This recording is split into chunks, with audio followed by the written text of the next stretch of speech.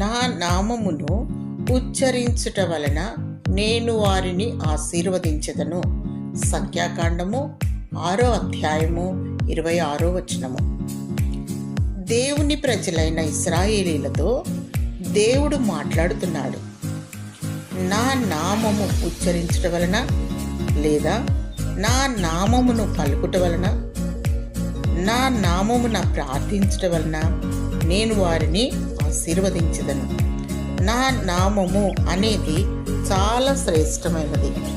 పాత నిబంధన కాలంలో యెహోవా అను నామము ఉచ్చరించుట వలన దేవుడు వారిని ఆశీర్వదిస్తాడని దేవుని వాక్యం సెలవిస్తుంది.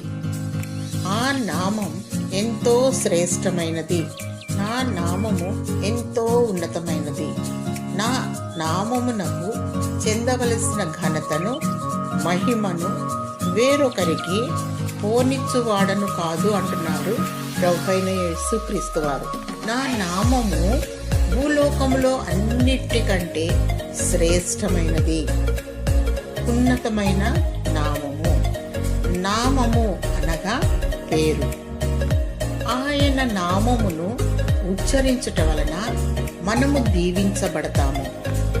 ఆయన నామమును బట్టి ప్రార్థించే వారి గుంపులో నీవు ఉండాలని, నీవు బహుగా ఫలించి ఆశీర్వదించబడాలని నిన్ను మెండైన దీవెనలతో దేవుడు నిన్ను ఆశీర్వదించునుగాక.